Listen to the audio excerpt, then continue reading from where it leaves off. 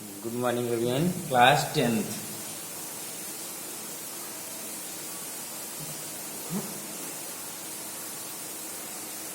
Class 10th UP board English Sanskrit. आज हम लोग पढ़ेंगे संस्कृत खंड। ठीक, संस्कृत खंड में आज पहला चैप्टर पढ़ेंगे, प्रथम पाठ वाराणसी। कौन सा चैप्टर पढ़ेंगे? वाराणसी।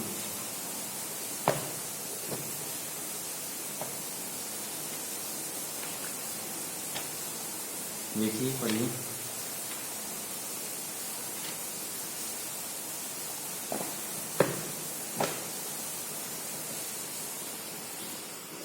देखिए, वाराणसी सुविख्याता प्राचीना नगरी। वाराणसी सुविख्याता प्राचीना नगरी यम विमल सलिल तरंगायाम गंगाया कूले स्थिता।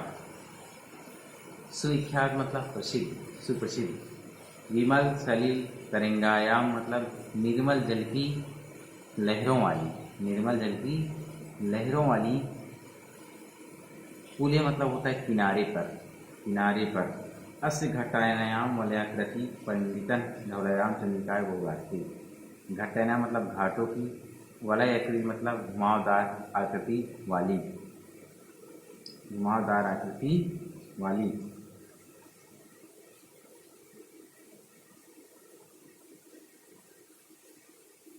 देखिए, वाराणसी सुविख्याता प्राचीना नगरी यम विमल सलिल तरंगायाम गंगा कूले स्थित। वाराणसी अत्यधिक विख्यात प्राचीन नगरी है।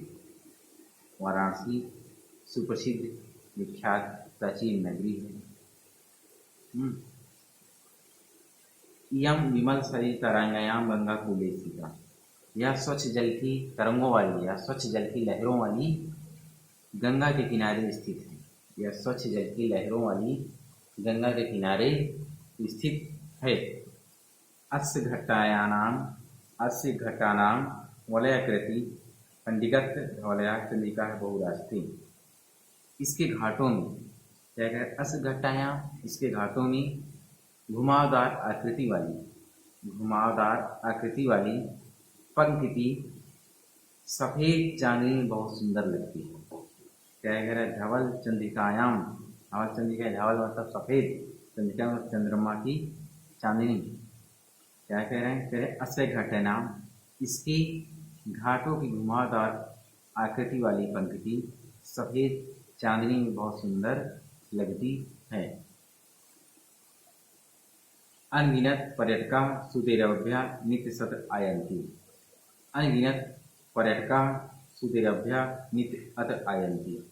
क्या कह रहे हैं? कि अनगिनत, अनगिनत दूर दूर के देशों से, अनगिनत यानी असंख्य, दूर दूर के देशों से पर्यटक यहाँ नित्य प्रति आते हैं, प्रतिदिन आते हैं, प्रतिदिन आते हैं।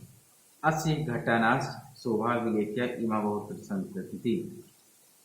आते हैं और इसके घाटों की शोभा देखकर, और इसके घाटों की शोभा देखकर प्रशंसा करते हैं, और इसके घाटों की शोभा देखकर प्रशंसा करते हैं।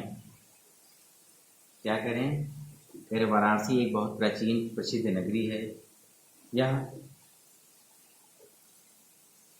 यह स्वच्छ जल की लहरों वाली गंगा किनारे स्थित है। इसके घाटों की घुमावदार आकृति वाली पंक्ति सफेद चांदनी बहुत सुंदर।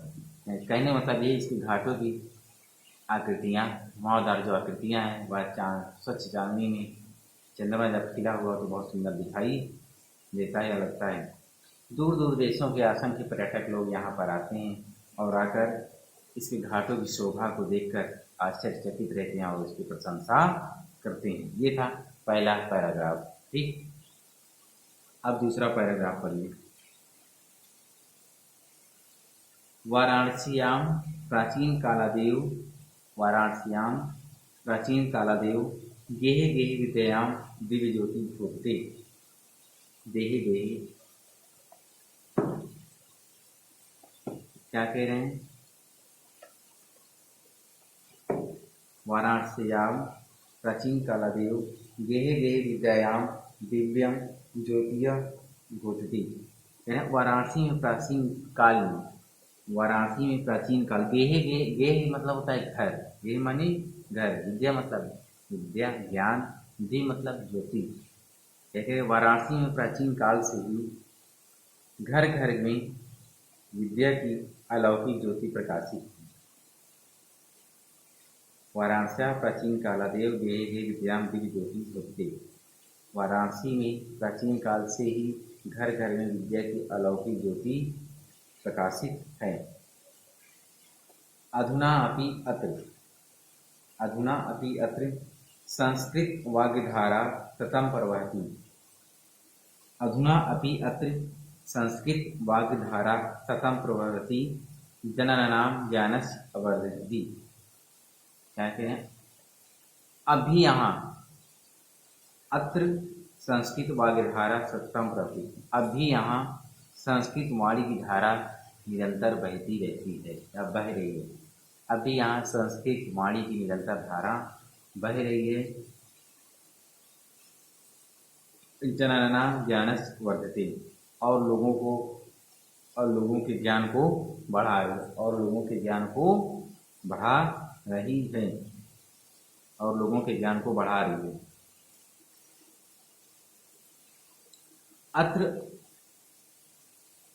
अत्र अनेके आचार्या मूर्धन्या विद्वानस्य वैदिक वाङ्मयस्य अध्ययने अध्यापने च इदानीं निरता। अत्र अनेके आचार्या मूर्धन्या, क्या कह रहे हैं कि यहाँ अनेक आचार्य, अत्र अनेके आचार्य, यहाँ अनेक आचार्य, मूर्धन्या विद्वान, उच्च कोटि के विद्वान, उच्च कोटि के विद्वान वैदिक साहित्य के अध्ययन अध्यापन में लगे हुए हैं। यत्र अनेके आचार्य मूर्धन्या विद्वानस् वैदिक साहित्य अध्ययन अध्यापने च इदानीं निरता। कह रहे हैं यहाँ अनेक आचार्य, उच्च कोटि के विद्वान वैदिक साहित्य के अध्ययन अध्यापन कार्य में निरंतर लगे हुए हैं, निरंतर लगे हुए हैं। न केवलम भारतीय अपितु वैदेशिका गीर्वाणाः अध्ययनाय अत्र आगच्छन्ति निःशुल्कं च विद्यां ग्रह्णन्ति। अत्र अनेके आचार्य, देखिए, न केवल भारतीय अपितु वैदेशिकाः गीर्वाणाः, अपितु विदेशी भी देववाणी, गीर्वाणाः यानी माने होता है देववाणी, विदेशी भी देववाणी संस्कृत के अध्ययन के लिए यहाँ आते हैं और निःशुल्क विद्या ग्रहण करते हैं। संस्कृत के अध्ययन के लिए यहाँ आते हैं और निःशुल्क विद्या ग्रहण करते हैं, निःशुल्क विद्या ग्रहण करते हैं। ठीक, यहाँ तक आएगा। अब आगे देखिए। अत्र हिंदू विश्वविद्यालय,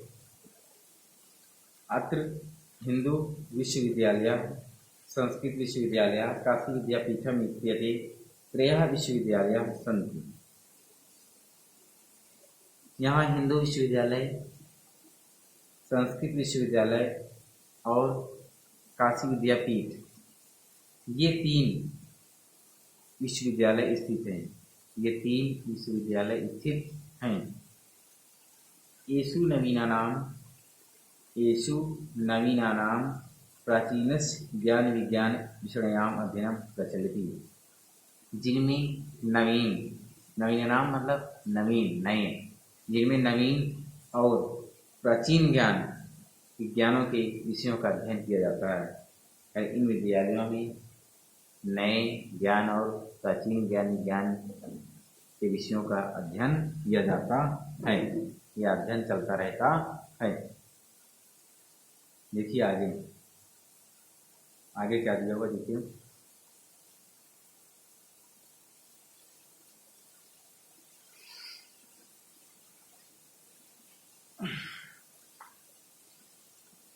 ईसा नगरी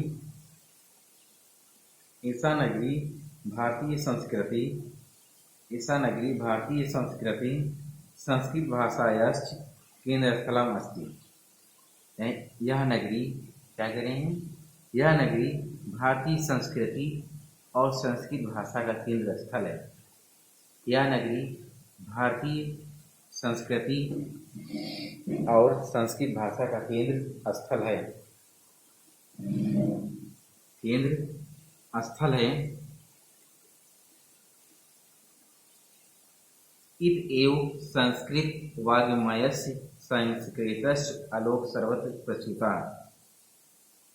यहीं से क्या करें, इत एव संस्कृत वाङ्मयस्य, यहीं से संस्कृत साहित्य, यहीं से संस्कृत साहित्य, संस्कृत श्रेष्ठ आलोक यानी और संस्कृत का प्रकाश सर्वत्र प्रचुता, सर्वत्र यानी सभी जगह पर फैला हुआ है। क्या करें, इत एव संस्कृत वाङ्मयस्य संस्कृत आलोक सर्वत्र प्रचुता, यहीं से संस्कृत साहित्य और संस्कृति का प्रकाश सर्वत्र यानी सभी जगह फैला है, सभी जगह फैला है। मुगल युवराजा दारा शिकोह अत्रागत्य भारतीय दर्शन शास्त्राणाम अध्ययनम अकरोत्। मुगल युवराजा दारा शिकोह अत्रागत्य भारतीय दर्शनम शास्त्राणाम अध्ययनम अकरोत्। क्या कहें, मुगल युवराज, मुगल बादशाह के राजकुमार यानी युवराज दारा शिकोह ने यहाँ आकर भारतीय दर्शन शास्त्रों का अध्ययन किया था। यहाँ आकर भारतीय दर्शन शास्त्रों का अध्ययन किया था। स तेषां ज्ञानेन तथा प्रभाविता अभवत्, वह उनके ज्ञान से ऐसा प्रभावित हुआ, यानी भारतीय दर्शन शास्त्रों से ऐसा प्रभावित हुआ कि उसने यत् तेन उपनिषदाम अनुवाद पारसी भाषायां करी, कि उसने उपनिषदों का अनुवाद फारसी भाषा में कराया। इतना प्रभावित हुआ कि उपनिषदों का अनुवाद फारसी भाषा में कराया। देखिए और आगे क्या है, इयम नगरी विविध धर्माणाम संगम स्थली। इयम नगरी विविध धर्माणाम संगम स्थली, यह नगरी अनेक धर्मों की संगम स्थली है। यह नगरी अनेक धर्मों की संगम स्थली है। महात्मा बुद्ध, तीर्थकर, पार्श्वनाथ, शंकराचार्य, कबीर, गोस्वामी तुलसीदास, अन्य चार बह महात्मान्य अत्रागत स्वायान विचाराणां प्रसारयन्।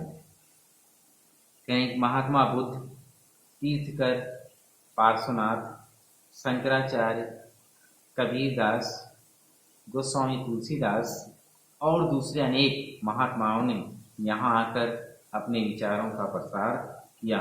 अत्रगत स्वैतन विचारयान प्रसार, आकर यहाँ पर अपने विचारों का प्रसार किया। न केवलम दर्शने साहित्ये धर्मे अपितु कला क्षेत्रे अपि यम नगरी विविधानां कलानां। करें न केवल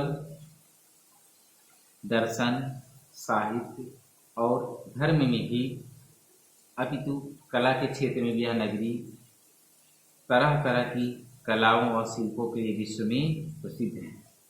तरह तरह की कला और शिल्पों के लिए शिल्पानाश्च कृते लोके विश्रुता, तरह तरह की कला और शिल्पों के लिए विश्व में प्रसिद्ध है।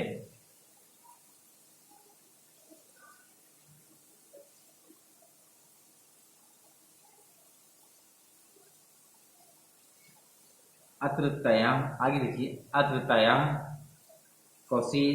कौशेष शटिका देशे देशे सर्वत्र स्फुरन्ते। क्या कह रहे हैं, कि यहाँ की रेशमी साड़ियाँ, कौशेष शटिका मतलब रेशमी साड़ियाँ, यहाँ की रेशमी साड़ियाँ हर देश में सर्वत्र, हर देश में सभी जगह पसंद की जाती हैं। अत्रत्य प्रसर मूर्तियाँ प्रतिथा, और यहाँ की पत्थर की मूर्तियाँ भी प्रसिद्ध हैं। अत्रत्य प्रस्तर माने पत्थर, मूर्तियाँ मतलब मूर्ति, और यहाँ की पत्थर की मूर्तियाँ भी प्रसिद्ध हैं।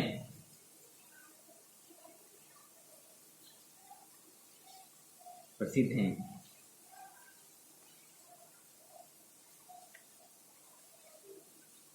इयं निजानां प्राचीन परंपरां इदानीमपि परिपालयति तथैव नीते।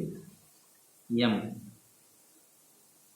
यह अपनी प्राचीन परंपरा का इस समय भी पालन कर रहे हैं। इयं निजानां प्राचीन परंपरां इदानीमपि परिपालयति, यह करें कि यह अपनी प्राचीन परंपरा का आज भी पालन कर रही है।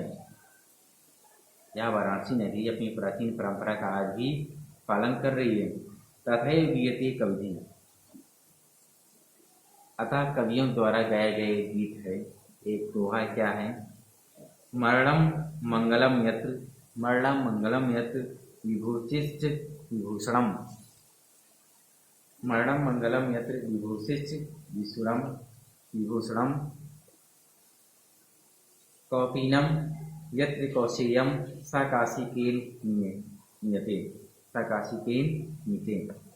क्या कहा गया है कवियों द्वारा? मरणम मंगलम यत्र विभूषिश्च विभूषणम्। क्या कहने हैं कि जहाँ मरना कल्याणकारी है, जहाँ मरना कल्याणकारी है, जहाँ भस्म ही आभूषण है, जहाँ भस्म ही आभूषण है। कौपीनम यत्र कौशेयम, जहाँ लंगोट ही रेशमी वस्त्र है, जहाँ लंगोट ही रेशमी वस्त्र है। स काशी के मीते, वह काशी किसके द्वारा मापी जा सकती है? वह काशी किसके द्वारा मापी जा सके, अर्थात इसकी तुलना किससे की जा सकती है? तो ये था काशी यानी वाराणसी। पहला चैप्टर हो गया। ठीक, देखिए हिंदी संस्कृत के चैप्टर से आपको क्या आता है एग्जाम में? हिंदी चैप्टर के से आता है आप संस्कृत में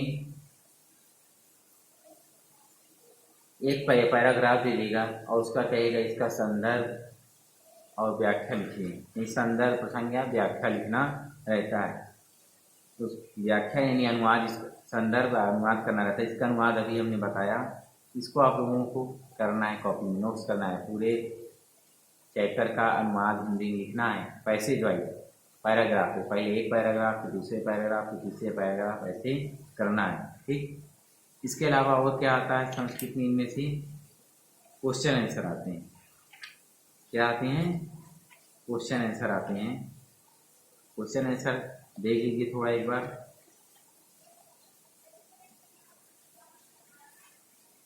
क्या दिया है? पहला क्वेश्चन दिया है वाराणसी नगरी अस्य नदा कूले स्थिति। वाराणसी नगर किस नदी के किनारे स्थित है? वाराणसी नगरी कस्य नदा कूले स्थिति। कस्य की जगह क्या लिख लेंगे? वाराणसी गंगायाम नदा कूले स्थिति। कौन सा? गंगाया लिख लेंगे। दूसरा क्वेश्चन है कस्य शोभाम अवलोक्य वैदेशिका पर्यटका वाराणसी बहु प्रशंसति। कस्य शोभाम अवलोक्य वैदेशिका पर्यटका वाराणसी बहु प्रशंसति। किसकी शोभा देखकर विदेशी पर्यटक लोग वाराणसी बहुत प्रशंसा करते हैं। लिखेंगे गंगाया शोभाम अवलोक्य वैदेशिका पर्यटका वाराणसी प्रशंसति। तीसरा क्वेश्चन है वाराणसी कस्या भाषा केंद्रम अस्ति। वाराणसी कस्या भाषा केंद्रम अस्ति। वाराणसी कौन सी भाषा का केंद्र स्थल है? वाराणसी संस्कृत भाषायाम, क्या लिखेंगे? संस्कृत भाषाया केंद्र स्थलम अस्ति। चौथा क्वेश्चन है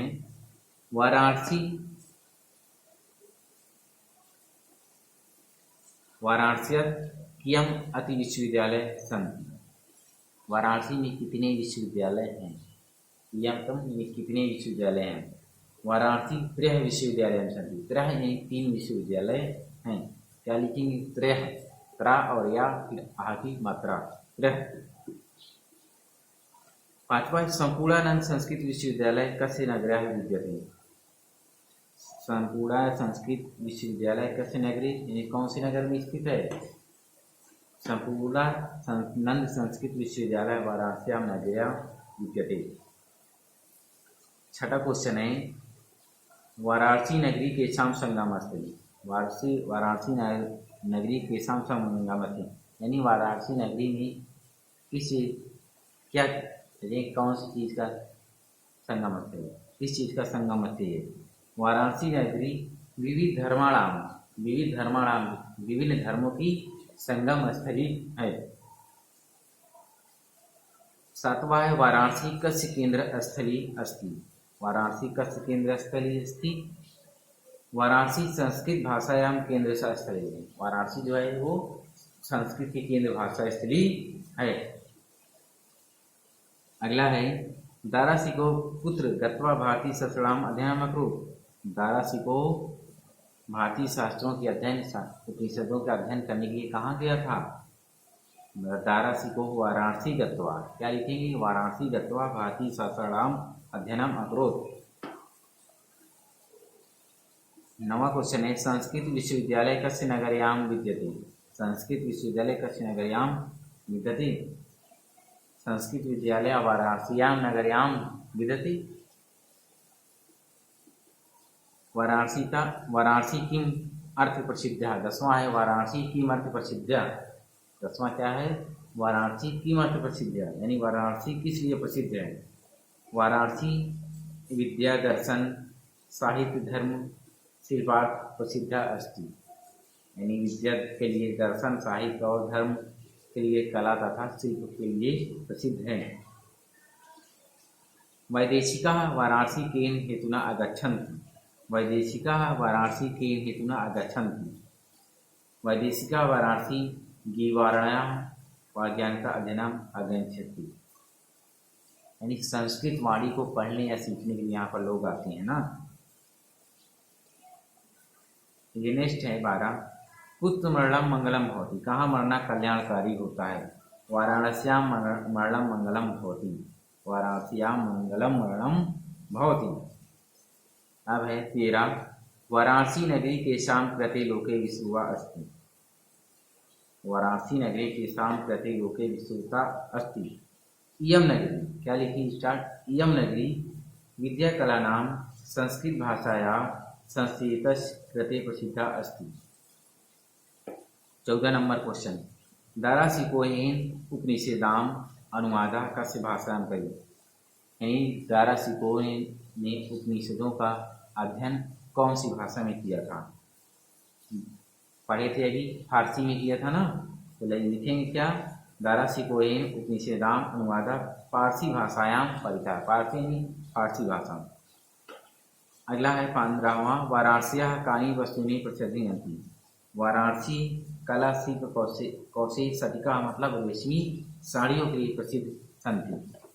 अगला क्वेश्चन है 16वां, वाराणस्याः गेहे गे किं घोषते, वाराणस्याः गेहे गे किं घोषते, वाराणस्याः गेहे गे विद्यायां दिव्य ज्योति घोषते। अगला क्वेश्चन है वैदेशिका पर्यटका कस्य शोभयाम अवलोक्य वाराणसी प्रशंसन्ति, वैदेशिका पर्यटका गंगायाम घटनाम शोभायाम अवलोक्य वाराणसिया प्रशंसन्ति। ये था, ठीक। इसके सारे क्वेश्चन आंसर हो गए हैं। इसके अलावा भी और बहुत सी चीज़ें आती हैं, जैसे संस्कृत में अनुवाद करिए, संस्कृत में अनुवाद करिए। अभी तो क्या था, हिंदी के प्रश्न उत्तर थे, अब हम क्या पढ़ेंगे, संस्कृत में अनुवाद करना, ठीक, संस्कृत में अनुवाद करना। देखिए, निम्नलिखित वाक्यों का संस्कृत में अनुवाद कीजिए। वाराणसी गंगा के पावन तट पर बसी हुई है, वाराणसी गंगा के पावन तट पर बसी हुई है। वाराणसी गंगाया पावन तटे उषिता, उषिता मतलब बसना, वाराणसी गंगा के पावन तट पर बसी है। वाराणसी गंगाया पावन तटे उषिता। आपको नोट्स बनाने हैं, नोट्स नहीं बनाएंगे तो कुछ नहीं कर पाएंगे। अगला है वाराणसी में संस्कृत अध्ययन के लिए बहुत सुविधाएं हैं, वाराणसी में संस्कृत अध्ययन के लिए बहुत सुविधाएं हैं। इसका क्या होगा,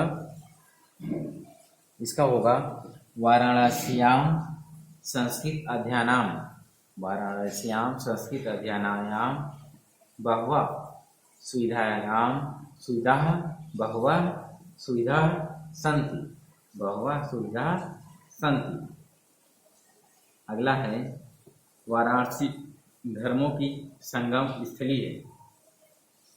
वाराणसी धर्माणाम संगला धर्माणाम संगम स्थली अस्ति। ठीक है। अगला है अनेक पर्यटक दूर देशों से यहाँ आते हैं। अनेक पर्यटक दूर देशों से, अनेके पर्यटक सुदूरेभ्यः देशेभ्यः अत्र आगच्छन्ति। ठीक।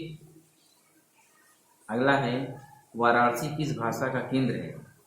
वाराणसी किस भाषा का केंद्र है।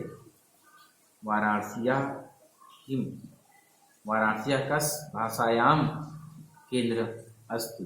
वाराणस्या कस भाषायां केंद्रम अस्ति। ठीक। ये था आपका।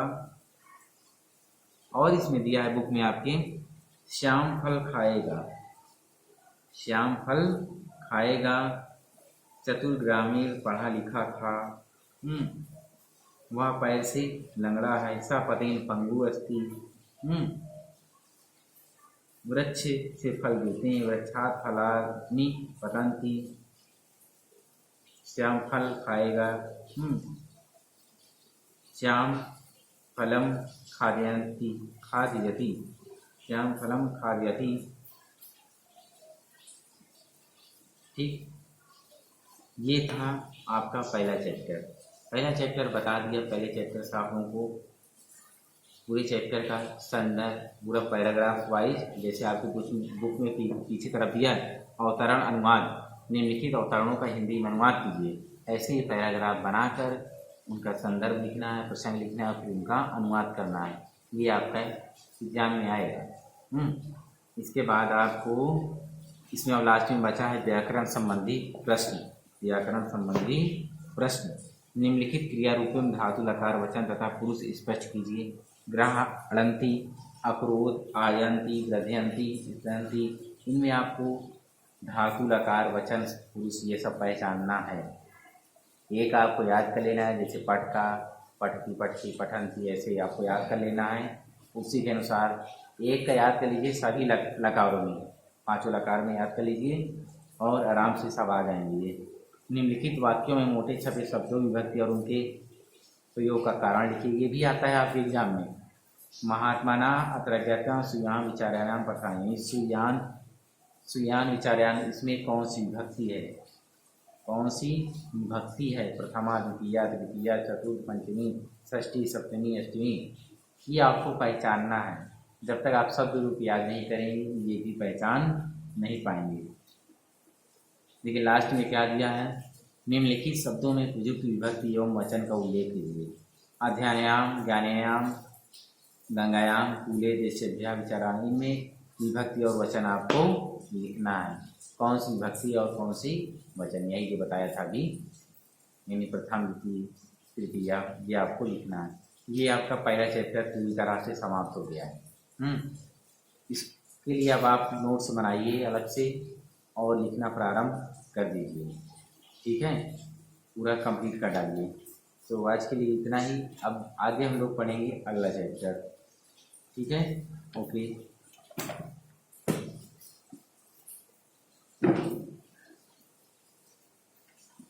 ठीक, ओके, बाय।